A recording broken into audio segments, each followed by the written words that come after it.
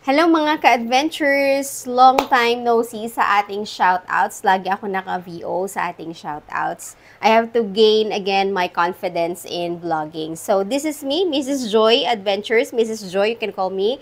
Ang nag-iisang Mrs. ni Sir Joy Adventures. Ayan, so ngayon ay meron tayo ditong mga shoutouts na sinulat natin. So this is a combination of your shoutouts in Facebook and YouTube. So salamat po sa inyong suporta, sa patuloy na panonood kahit hindi tayo medyo consistent sa ating mga uploads. You're still there watching, pero sa Facebook active tayo. So share ko lang konti sa inyo bago tayo mag-shoutout, no? But medyo nawala ako sa YouTube kasi medyo tinamad ako dahil sobrang bagal nung revenue natin sa YouTube na hindi pa talaga tayo nakakasahod or getting anything monetization na meron na tayo pero wala pa tayong any withdraw or pera na kukuha sa ating earnings sa YT. So tuloy-tuloy lang.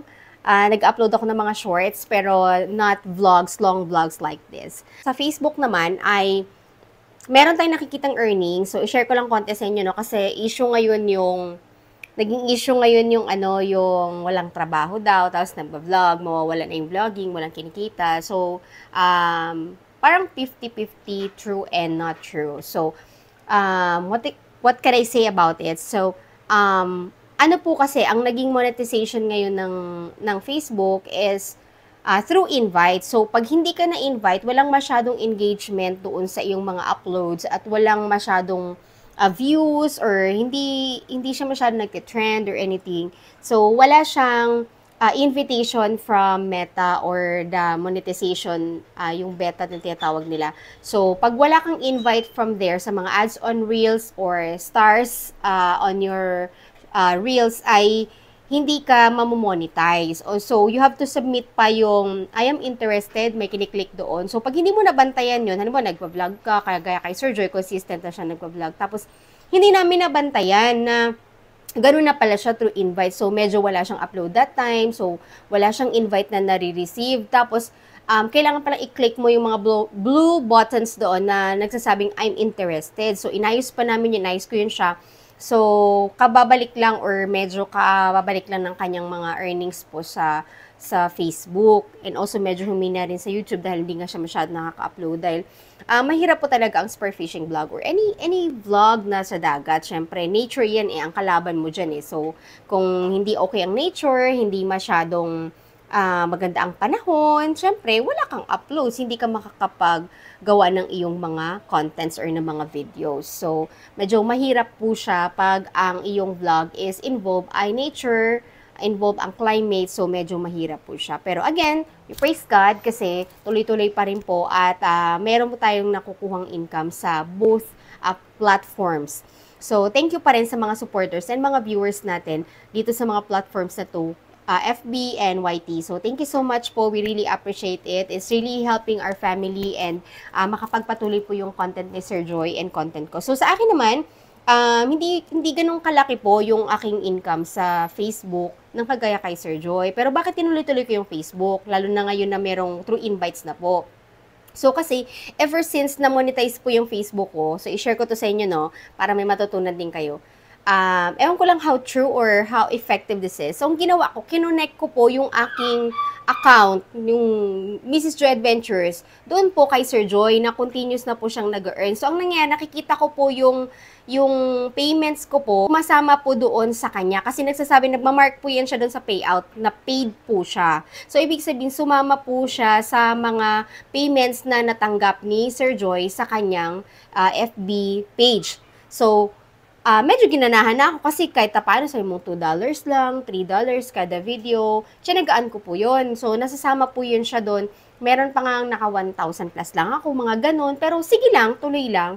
So, in-upload ko pa rin yung mga videos ko, tuloy-tuloy pa rin po. And yung nga, medyo na-busy ako sa mga kids, sa trabaho ko, sa business ko. So, medyo hinay-hinay ako sa YouTube kasi ang YouTube is medyo rin po siya, medyo strict din po siya sa mga contents na ginagawa. So, Salamat pa rin po sa panunood ninyo kasi kung hindi dahil po sa inyo, hindi po 'to magtutuloy-tuloy. Siyempre, kung hindi niyo po na-appreciate or pinapanood po yung mga contents na ginagawa natin or mga videos na ina-upload natin. So, most of my contents is about our family, about kay Sir Joy, cooking vlogs, or anything that is interesting. Minsan something funny, ganon. So, salamat po sa mga engagement ninyo. I really appreciate you all. So, sabi ko nga, wala pa tayong mga freebies or anything kasi hindi pa talaga ganun kalakihan yung aking income sa mga vlogs ko. So, sabi ko nga, kung medyo okay na siya, so, medyo kahit pa paano no, makapagbigay tayo ng pasasalamat. And of course, yung mga nagsasabi po na walang tinutulong sa ibang tao, hindi namin po kailangan ipakita yon. And we're not a charity vlogs or content, although my name is Charity. Pero hindi po tayo mga ganung content. So, we don't use poverty also to make a content or yung kahirapan ng ibang tao. Hindi natin ginagawa. Although we support schools, we support students, and we support other people, we help other people, basta kaya po natin, no? So, syempre, unang-una yung family namin, kailangan namin tulungan, lalo sila Sir Joy, ay marami po silang magkakapatid at may mga nag-aaral pa. So, sana maunawaan nyo rin po yun, no? Na, of course, family first po tayo, maging sa mga anak namin, we have 3 kids, and 2 po sa kanila ay high school na, hindi po basta-basta po yung nag-aaral. So, yun nga, walang trabaho daw at vlogger ka lang. So, ang ma-advise ko lang po sa inyo na hindi pa naman monetize or ongoing may monetization na po kayo, huwag nyo pong iwanan yung mga current work nyo, or if you have extra income, mga businesses ninyo, or part-timer kayo, wag nyo pong iwanan yon. Kasi, hindi mo masasabing full-time vlogger ka na talaga or makakapag-vlog. Pag inuna mo yun, tapos nagka-problema yung ibang mga work mo or yung mga businesses mo. So, kailangan mo mag-focus. Kaya dumating ako sa point na hindi na po talaga ako nagva-vlog or wala akong long vlogs, per shorts lang. Kasi I have to focus, una sa family namin, pangalawa sa trabaho ko sa business ko.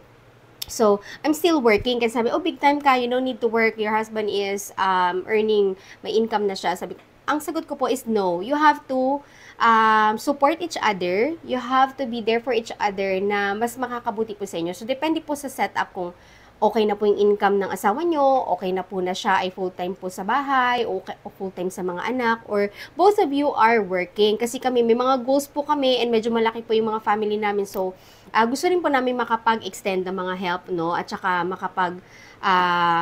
pundar, syempre, ng sarili. Like this apartment, this is not our house. This is an apartment, it's a rented apartment. So, medyo hirap po talaga pag nag-rent ka ng apartment. Hindi po siya biro, no? So, advice ko lang din sa mga mag-aasawa dyan, unahin nyo po yung bahay ninyo. Mahirap po na wala pong sariling bahay. So, hindi enough yung mahal nyo lang isa't isa. Charot. Ayan, so, kidding aside, so ito na yung mga shoutouts natin, no? Mga shoutouts natin. So, pakinggan nyo na lang po. Sabi ko nga, yung mga nagpapa-follow sa akin, minsan ang dami nyo pang follower, mga sir, ma'am, tapos ako magpa-follow. Pero, yung nga sabi ko, binivisit ko po yung mga page ninyo at ang mga YT ninyo, no? So, tulungan lang, ganun lang. Wag naman tayong mag-inggitan na usually sinasabi nilang is mentality ng mga Pilipino. So, baguhin pa natin yung mga ganung mindset. Okay? So, shoutouts kay, shoutout and comment appreciation po ito sa mga nagko-comment, na mga nakakatuwa naman po yung mga comment nila, no, tsaka mga shoutout. So, shoutouts kay Dondon Benedicto 954, John Jungay 6459. Ito, lagi po siya nagko-comment sa akin sa YouTube, kahit mga smiley lang, heart. Na-appreciate ko po yun kasi the more comments, the more engagement po. So, thank you so much po. Kay Sir Roger, 3043, Rowell Paras, 6922, and kay Ma'am Shane Mariel Parcon Ortiza, sa Facebook po to siya lagi nagko-comment. Follow nyo rin siya. And kay Sir Donald Delovino, Ash Tour, Josep Ricanya Jr., So, kay Mayo Echage Heidi, sa cousin ko, salamat di sa laging panonood ng mga video ko.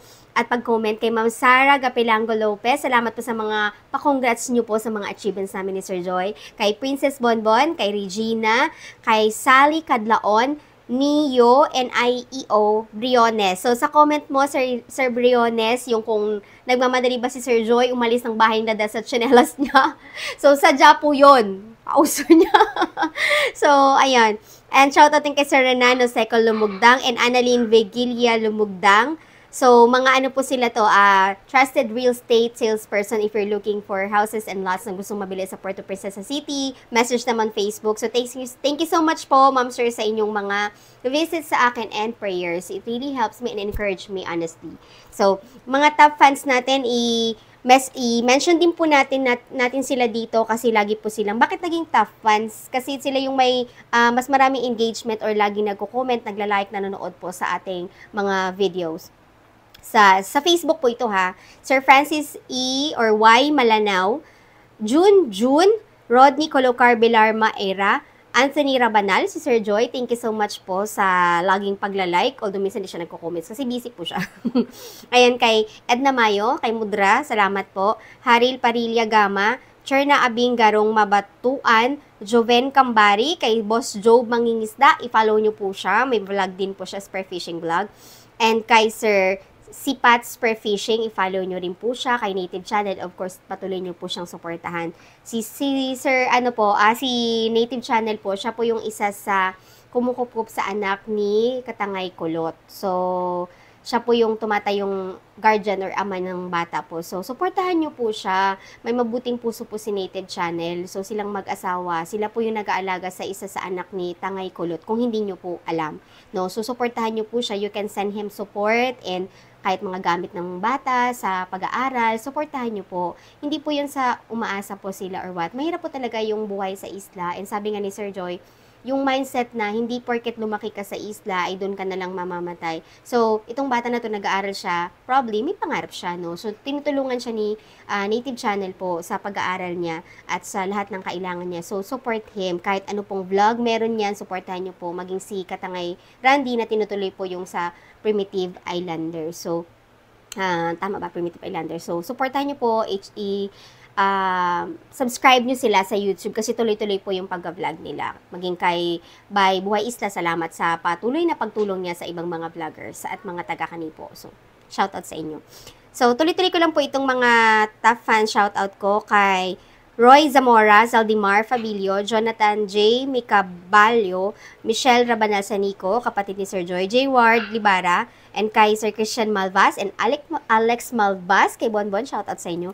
Junde Tundag, Alexis Rita, Leo Clyde Lara, Binong Adrino, Junjun Salinas, Villarosa Antiquina Jr., Precious Alora, Dines Turaner, lagi po yan siyang nagko-comment, salamat po. Vincent Lusterio Patan, Justin Cochien de la Peña, yan. Hi Justin, salamat sa pagdala mo lagi ng gulay. And kay Boss D. Delio. So, shout out sa inyo, mga ka-adventures. Thank you so much. We're coming back for a full vlog. Shout out sa everyone!